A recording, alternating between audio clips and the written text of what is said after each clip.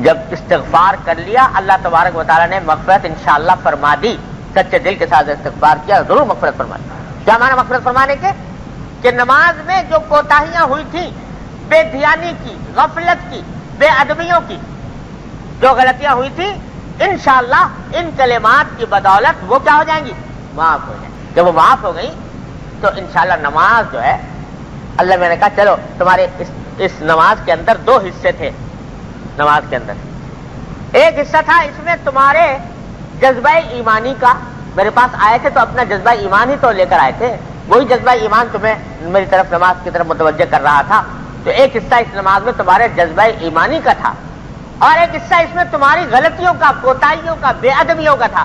تو جب تم نے نماز پڑھنے کے بعد استغفر اللہ کہہ دیا اور مجھ سے مغفرت مانگ لی اس دوسرے حصے کے اوپر، تو یہ دوسرا حصہ ہم نے نکال دیا. اس میں جب دوسرا حصہ نکال دیا تو اب یہ کیا رہ گیا؟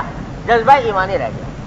تو انشاءاللہ وہ قبول ہے اللہ تبارک و تعالیٰ کے، اللہ تبارک و تعالیٰ کی بارگاہ. تو ہمارے حضرت فرماتے تھے کہ ارے میاں، یہ جو ہر وقت تم کہتے رہتے ہو اپنی نمازوں کی ناقدری کرتے ہو، جو یہ کہتے ہیں نمازوں کے بارے میں، کہتے ہیں جی ہماری نمازیں کیا ہیں، ٹکرے مارنا ہے، وقت گزاری ہے، عادت ہے، فلانا ہے، تو یہ جو الفاظ استعمال کرتے ہو یہ بڑی ناقدری کی بات ہے. ارے پہلے اللہ تبارک و تعالیٰ کا شکر ادا کرو کہ اس نے اپنے فضل و کرم سے اس نماز کی توفیق عطا فرما دی. کتنے ہیں جن کو یہ بھی توفیق نہیں؟ اللہ تبارک و تعالیٰ نے اپنے فضل و کرم سے تمہیں اپنی بارگاہ میں داخلے کا موقع عطا فرما دیا. ٹھیک ہے، تم سے اس بارگاہ کے آداب ادا نہ ہوئے، اس بارگاہ کے شان نشان تم سے کام نہ ہوا، لیکن یہ کرم کیا کم ہے ان کا کہ اس بارگاہ میں حاضری کی توفیق تو مل گئی. قبول ہو کہ نہ ہو پھر بھی ایک نعمت ہے وہ سجدہ جس کو تیرے آستان، تو اس آستانے کے پاس حاضری کا موقع تو مل گیا. اللہ تبارک و تعالیٰ نے توفیق تو دے دی. پہلے اس کے اوپر شکر ادا کرو، اور پھر جو غلطیاں کوتاہیاں ہوئی ہیں اس پر استغفار کرو اللہ تعالیٰ سے. جب دو چیزیں جمع ہو جائیں گی کہ اللہ کی توفیق پر شکر اور اپنی کوتاہیوں پر استغفار، جب یہ دو چیزیں جمع ہو جائیں گی تو انشاءاللہ ثم انشاءاللہ اس عبادت کا نور تم کو حاصل ہو ہی جائے گا. اس واسطے برا یہ مت کہو کہ یہ ٹکریں مارنا ہے، یہ کیا ہے. یہ سب کچھ جو ہے یہ اللہ تعالیٰ کی نعمت ہے، جو کچھ بھی نصیب ہو رہی ہے نعمت ہے. ہاں اس کو بہتر بنانے کی اپنی طرف سے کوشش میں لگے رہو، وہ چھوڑو مت، لگے رہو اس کام میں.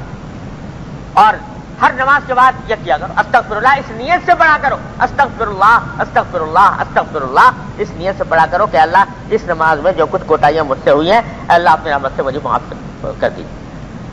بس جب یہ کر لو گے تو اللہ تبارک و تعالیٰ معاف فرما دے. میں نے اپنے حضرت ہی سے سنا، کسی کتاب میں تو نہیں دیکھا، لیکن ظاہر ہے کسی کتاب سے ہی نقل کیا ہوگا حضرت نے، کہ صدیق اکبر رضی اللہ تعالیٰ عنہ فرماتے ہیں کہ جب کوئی بندہ کسی بھی عبادت کے بعد دو کلمے کہہ دے تو شیطان کہتا ہے کہ اس بندے نے میری کمر توڑ دی. دو کلمے کہہ دے ہر عبادت کے بعد، کیا کہہ دے؟ الحمدللہ استغفر اللہ، الحمدللہ استغفر اللہ. یہ دو کلمے کہہ دے تو شیطان کہتا ہے اس نے میری کمر توڑ دی. کیوں؟ اس لیے کہ ان دو کلموں نے شیطان کے حملہ کرنے کے سارے راستے بند کر دیے. پہلا راستہ شیطان کا یہ ہوتا ہے کہ کبھی وہ انسان کو عجب میں مبتلا کر دیتا ہے کہ بھائی بڑی اچھی عبادت کی میں نے، واہ واہ بڑا اچھا کام کیا، تو عجب میں مبتلا ہو گیا، خود پسندی میں تو بڑا عابد زاہد بن گیا، میں تو بڑا اللہ والا بن گیا، تو عجب میں مبتلا کر دے گا. الحمدللہ اس کا علاج ہے کیا؟ کہ جو کچھ بنا وہ سب اللہ کا کرم ہے کہ اس سے توفیق عطا فرمائی. اگر وہ توفیق نہ دیتا تو میرے بس میں نہیں تھا کہ یہ کام کر گزر. تو الحمدللہ سے عجب کا خاتمہ ہو گیا اور مایوسی کا خاتمہ ہو گیا. مایوسی پیدا کر دیتا کہ جی کیا تو نماز پڑھ رہا ہے، یہ تیری نماز کسی قابل ہے؟ تو مایوسی بھی ختم ہو گئی. الحمدللہ عجب کبھی خاتمہ اور مایوسی کا بھی خاتمہ. اور دوسرا حملہ شیطان کا یہ ہو سکتا تھا کہ بھائی یہ تیری نماز جو ہے یہ تو فضول ہے، الیاذ باللہ، یہ کوئی لمحہ کے پاس پیش کرنے کے لائق ہے، جو لمحہ کے بعد پیش کرنے کے لائق نہیں. تو کر نہیں سکتا وہ کام جو اللہ کے سامنے پیش کرنے کے لائق ہو، تو تو خام کا اس چکر میں پڑا ہے، مایوس کر کے چھوڑوا دے. اس کا علاج استغفر اللہ کہ ہے تو بے شک یہ میرا نماز جو ہے یہ کوتا ہے اور نہ جانے اس کے اندر غفلتیں ہیں، اس کے اندر کیا کچھ ہے، اللہ کی شان کے مطابق نہیں ہے، لیکن میں استغفار کر رہا ہوں اللہ سے اس جانب کا، تو جب استغفار کر رہا ہوں تو پھر اللہ تبارک و تعالیٰ کے یہاں انشاءاللہ قبول ہو جائے گی۔ تو شیطان کہتا ہے اس نے میری کمر توڑ دی، میرے جتنے بہکانے کے راستے تھے اس عبادت کے ذریعے وہ سارے اس نے ختم کر دیا۔ الحمدللہ استغفر۔ تو ہر نماز کے بعد، ہر عبادت کے بعد کہو اللہ تبارک و تعالیٰ الحمدللہ، اے اللہ آپ کا فضل ہے کہ آپ نے مجھے یہ توفیق عطا فرما دی۔ تلاوت کی، تلاوت کے بعد کہو الحمدللہ استغفر اللہ۔ الحمدللہ کا معنی ہے کہ اللہ آپ کا کرم ہے کہ آپ نے مجھے توفیق دے دی، ورنہ میرے بس میں تو نہیں تھا۔ اور استغفر اللہ، اے اللہ میں استغفار کرتا ہوں، مغفرت مانگتا ہوں اس واسطے کہ یہ عبادت جیسی انجام پانی چاہیے تھی ویسی انجام پائی نہیں۔ جئنا کا ببضاعۃ مزجاۃ، اے اللہ ہم تو آپ کے پاس کھوٹی پونجی لے کر آئے ہیں، کھوٹی پونجی، ہمارے لحاظ سے وہ کھوٹی ہے، ہمارے اندر کی ہماری جو کوتاہیاں ہیں، ہماری جو غلطیاں ہیں، ہماری جو غفلتیں ہیں، ان کی وجہ سے یہ عبادت جو ہے یہ کھوٹی پونجی ہے، ببضاعۃ مزجاۃ۔ لیکن اے اللہ آپ ہی سے التجا ہے کہ اس کھوٹی پونجی کو اصلی بنا لیں، قبول فرما لیں۔ اللہ تو میاں اللہ تبارک و تعالیٰ کی، اللہ تبارک و تعالیٰ کی طرف سے قبولیت جو ہے وہ تو کرم ہی کرم ہے نا ان کا۔ کوئی بھی کتنی بہتر سے بہتر عبادت لے کے چلے جاؤ اللہ تبارک و تعالیٰ کی بارگاہ میں، بڑی آراستہ، بڑی پیراستہ، بہت اعلیٰ درجے کی لے کے چلے جاؤ، لیکن اللہ جل جلالہ کی نسبت سے تو وہ کھوٹی ہی ہے۔ لہذا قبولیت ان کی اور ان کی طرف سے اس کے اوپر ثواب اور اجر، یہ سب کچھ ان کا کرم ہی کرم ہے۔ تو اللہ جب اس صورت میں کرم فرماتے آپ، جب میں بہت آراستہ پیراستہ کر کے لے کے آتا اس وقت بھی کرم ہی فرماتے۔ اب یہ جیسی ٹوٹی پوٹی لایا ہوں، یہ کھوٹی پونجی لایا ہوں، تو اللہ جب بھی آپ ہی کرم ہی فرمائیں گے۔ جب اس وقت میں کرم فرماتے اللہ اب بھی کرم فرماتے۔ اللہ ہمارے حضرت حق امت صلی اللہ تعالیٰ سے نے مواعظ میں مولانا رومی کے حوالے سے بڑا سبق آموز قصہ لکھا ہے۔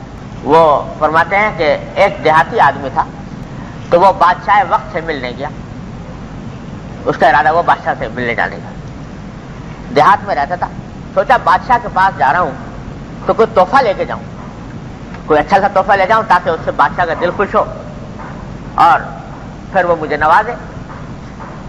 سوچا کیا تحفہ لے کے جاؤں، سوچتا رہا۔ اب سوچا ہے یا اللہ میں دیہات میں رہنے والا، بادشاہ محلوں میں رہنے والا، تو اس کے پاس ساری دنیا کی نعمتیں ہیں، کوئی روپیہ پیسہ کی اس کو حاجت نہیں کہ پیسے لے کے جاؤں، کوئی کھانا پکا کے لے کے جاؤں اس سے اعلیٰ درجے کے کھانے اس کے پاس موجود، کوئی کپڑا لے جاؤں اس سے اعلیٰ درجے کے کپڑے موجود، کیا تحفہ لے کے جاؤں۔ دماغ میں یہ بات آئی کہ ایک چیز ایسی ہوگی جو شاید بادشاہ کے پاس نہیں ہوگی، وہ میں لے جاؤں بادشاہ کے پاس تو اس کا دل خوش ہو جائے گا۔ اور وہ یہ کہ بادشاہ رہتا ہے بڑے شہروں میں، محلوں میں، محلات میں، تو اس کو تازہ دریا کا پانی نہیں ملتا ہوگا، تازہ دریا کا پانی نہیں ملتا ہوگا، تو میں میرے دیہات جو ہے، میرا گاؤں اس کے قریب میں دریا بہتا ہے، بہت تازہ پانی ہے، تو یہ میں لے جاؤں اس کے واسطے، تو وہ شاید اس کی قدر کرے کچھ۔ چنانچہ یہ دماغ میں آ گئی تو ایک مٹکے میں پانی بھرا دریا کا تازہ، اور مٹکا سر پہ رکھ کے چل پڑا بادشاہ سے ملنے۔ اب وہ راستے میں جنگل بیابان اس سے گزرا اور ہوتے ہوتے پہنچا، تو اب راستے میں ہوا چل رہی ہے، ریت اڑ رہی ہے، وہ ریت بھی آ کے پڑ گئی اس میں گھڑے کے اندر، اور سب کچھ ہو گیا، تو یعنی کیا اس کی شکل بن گئی، یہاں تک کہ پہنچ گیا بادشاہ کے دربار میں۔ بادشاہ سے ملاقات ہوئی تو عرض کیا کہ جی بادشاہ سلامت، میں آپ کے واسطے ایک تحفہ لے کے آیا ہوں، وہ اگر قبول کر لیں آپ تو بڑی مہربانی۔ تو اس نے کہا جی وہ کیا تحفہ لائے ہو؟ کہ جی میں بہت سوچتا رہا کیا تحفہ لاتا آپ کے پاس دنیا کی ہر نعمت موجود ہے، لیکن یہ کہ تازہ پانی اور بالکل شفاف دریا کا میٹھا پانی یہ شاید یہاں پر آپ کے پاس نہ ہوتا ہوگا، تو تم ایسا، میں سوچا کہ آپ کی خدمت میں لے جاؤں، چنانچہ وہ میں مٹکا جو ہے یہ بھرا ہوا لایا ہوں پانی کا۔ اب جو کھولا تو وہ مٹی وٹی اس میں اٹی ہوئی، ریت اس میں پڑی ہوئی، اور عجیب بدلا قسم کا پانی۔ خیر بادشاہ نے دیکھا کہ یہ بیچارہ یہ پانی لے کے آیا، اس بیوقوف کو یہ پتہ نہیں کہ میرے محل کے نیچے دریا دجلہ بہہ رہا ہے اور تازہ تازہ پانی ہر وقت میسر آتا ہے، لیکن یہ بیچارہ اپنے جذبے کے تحت یہ سوچ کر کہ میرے لیے بہتر لے کے آیا، تو اس بادشاہ نے بڑی تعریف کی کہ بھائی تو نے بڑا اچھا کام کیا، اور حکم دیا کہ یہ پانی دوسرے برتن میں نکال لو اور اس مٹکے کو اشرفیوں سے بھر کے اس کو واپس کرو، اشرفیوں سے بھر دو اور اس کو واپس کرو۔ لیکن ایسا کرنا جس کو حکم دیا انعام دینے کا، اسے کرنا تم مٹکا تو بھر دو اس کا چبیوں سے، واپس بھی کر دو، لیکن جب واپس جانے لگے تو اس کو یہ ایسے راستے سے لے جانا جو ہمارے محل کے پیچھے کی طرف جو دریا بہتا ہے اس دریا کا بھی نظارہ کرتا چلا جائے، تاکہ اس کو پتہ چل جائے کہ یہ پانی کوئی ایسی نایاب جنس نہیں تھی کہ جو ہمیں نہ ملتی ہو، لیکن تاکہ یہ بھی سمجھ لے اپنے اس کی حقیقت۔ چنانچہ دیہاتی بڑا خوش ہوا اور وہ مٹکا لے کے اشرفیوں سے بھرا ہوا مٹکا لے کے چلا، اور چل کر جو آدمی لے کے جا رہا تھا اس نے اس کو گزار دیا وہاں سے دریا سے۔ دیکھا تو اعلیٰ درجے کا دریا، شفاف پانی، ٹھنڈا میٹھا وہاں سے بہ رہا ہے، تو اس کو اپنی بیوقوفی کا احساس ہوا، جو ہو مجھ سے کیسی حماقت ہوئی اور بادشاہ نے میرے اوپر کیسا کرم کیا۔ یہ مٹکا تو درحقیقت جو گدلا پانی کا مٹکا میں لے گیا تھا تو اس لائق تھا کہ یہ اٹھا کر میرے منہ پر مار دیتا کہ کیا لے کے آیا میرے واسطے، لیکن یہ اس کی مہربانی تھی کہ اس نے اس پانی کو نہ صرف قبول کیا بلکہ اس کو اشرفیوں سے بھر کے واپس کر دیا۔ بہزمان رومی رحمۃ اللہ علیہ اس واقعے کو اس قصے کو نقل کرنے کے بعد فرماتے ہیں کہ ہم جو کچھ بھی عبادت پیش کریں بارگاہ خداوندی میں اعلیٰ سے اعلیٰ کر کے پیش کر دیں، بہتر سے بہتر بنا کر پیش کر دیں، جو کچھ بھی پیش کر دیں وہ گندا مٹکے کا گدلا پانی ہے اللہ تبارک و تعالیٰ کی، کوئی بھی حقیقت نہیں رکھتا اللہ تبارک و تعالیٰ کی، لہٰذا وہ کھوٹی پونجی ہے، وہ گدلا پانی ہے، وہ اللہ تعالیٰ کی بارگاہ میں پیش کرنے کے لائق نہیں۔ لیکن یہ ان کا کرم ہے کہ وہ اس گدلے پانی کو نہیں دیکھتے، یہ دیکھتے ہیں کہ یہ بندہ میری طرف آیا ہے، اپنا جذبہ لے کر آیا ہے، اس واسطے اس گدلے پانی کو نہ صرف قبول کر لیتے ہیں، اس کو اشرفیوں سے بھر دیتے ہیں، اس کو اشرفیوں سے بھر دیتے ہیں۔ تو وہ اشرفیوں سے بھریں گے کب؟ جب بندہ یہ کہے کہ اللہ ہے تو یہ میری بس میں جو تھا میں نے حاضر کر دیا، لیکن جئنا کا ببضاعۃ مزجاۃ، یہ تو کھوٹی پونجی لے کر آیا ہوں، تو استغفر اللہ استغفر اللہ استغفر اللہ، یہ جو ہے کہ در حقیقت اس پونجی کے کھوٹے ہونے کا اعتراف ہے اللہ تعالیٰ کی بارگاہ۔ تو جب یہ بندہ کر لیتا ہے تو اللہ تبارک و تعالیٰ قبول فرماتا ہے۔ تو اس واسطے یہ جو کہا جا رہا ہے کہ والمستغفرین بالاسحار، سحری کے وقت میں استغفار کرنے والے، وبالاسحار ہم یستغفرون، اور ہر نماز کے بعد استغفر اللہ کہنے والے، یہ در حقیقت راستہ بتایا جا رہا ہے عبادت کو اللہ تبارک و تعالیٰ کی بارگاہ میں پیش کرنے کے لائق بنانے کا۔ ہے تو نہیں لائق، لیکن اللہ جب آپ اس میں سے کوتاہیوں کو مغفرت فرما دیں گے تو پھر یہ آپ کی بارگاہ کے اندر طلب قبول پا لے گا، ہمارا بیڑا پار ہو جائے گا، ہمارا کام بن جائے گا۔ تو اس لیے میں عرض کر رہا تھا کہ استغفار جو ہے یہ صرف گناہ سے نہیں، گناہ سے تو ہے ہی، عبادتوں سے بھی، نیکیوں سے بھی ہے، ہر عمل سے، جو عمل بھی اللہ تبارک و تعالیٰ کی رضا کے لیے کیا جائے اس میں استغفار ہے کہ یہ عمل اللہ آپ کے لائق نہیں تھا، بنا دیجئے اس کو آپ اپنے لائق۔ تو اس واسطے رسول کریم سرور دو عالم صلی اللہ علیہ وسلم جو استغفار فرما رہے ہیں، 100 مرتبہ توبہ ہو رہی ہے، 100 مرتبہ استغفار ہو رہا ہے، وہ در حقیقت ایک تو اس نقطۂ نظر سے ہو رہا ہے۔ اور بزرگوں نے ایک اور بات بھی فرمائی کہ حضور اقدس صلی اللہ علیہ وسلم جو استغفار فرماتے تھے وہ اس طرح کہ سرکار دو عالم صلی اللہ علیہ وسلم کے درجات میں اللہ تبارک و تعالیٰ کی طرف سے بے ہم ترقی ہو رہی تھی، ہر لمحہ ترقی ہو رہی، ہر لمحہ ترقی ہو رہی۔ تھوڑی دیر پہلے جس مقام پر تھے اب اس سے اعلیٰ مقام پر، تھوڑی دیر بعد اس سے اور اعلیٰ مقام، اس سے اور اعلیٰ مقام، تو بے ہم ترقی درجات ہو رہی ہے نبی کریم صلی اللہ علیہ وسلم۔ تو جب آپ اگلے درجے پر پہنچتے ہیں تو پچھلا درجہ جس سے ہو کر آئے ہیں وہ آپ کو قابل استغفار معلوم ہوتا ہے، وہ ادنا معلوم ہوتا ہے کہ بھئی یہ میں تھوڑی دیر پہلے جس مقام پر تھا وہ تو ایسا تھا کہ بڑا نامناسب تھا، اس واسطے آپ اس کے اوپر استغفار ہو، ہر مرتبہ اگلے درجے پر پہنچنے کے بعد پچھلے درجے سے استغفار ہو۔ تو پتہ کیا چلا کہ آدمی کتنا ہی عابد ہو جائے، زاہد ہو جائے، متقی ہو جائے، پرہیزگار ہو جائے، ولی اللہ ہو جائے، اللہ والا ہو جائے، کچھ بھی ہو جائے، استغفار سے کسی حالت میں بھی استغنا نہیں ہو سکتا، کسی بھی حالت میں۔ گناہ ہے تو استغفار، غلطی ہے تو استغفار، خلاف اولا ہے تو استغفار، عبادت ہے تو استغفار، اطاعت ہے تو استغفار، کہ اے اللہ آپ کے شایان شام مجھ سے کام نہ ہو سکے۔ لہذا اس کو ورد زبان بنانا چاہیے، اس کو اپنا وظیفہ بنانا چاہیے کہ صبح و شام آدمی جو ہے وہ اللہ تبارک و تعالیٰ سے مغفرت مانگتا رہے. ہم اور آپ تو پتہ نہیں ایسے ماحول میں جی رہے ہیں کہ اللہ بچائے چاروں طرف گناہوں کی آگ بھڑک رہی ہے. چاروں طرف گناہوں کی آگ بھڑک رہی ہے. کبھی جان کر مبتلا ہو جاتے ہیں, کبھی بے شعوری کے عالم میں مبتلا ہو جاتے ہیں. پتہ بھی نہیں کہ گناہ ہو گیا, پتہ بھی نہیں کہ گناہ ہو گیا, لیکن ہو جاتا ہے.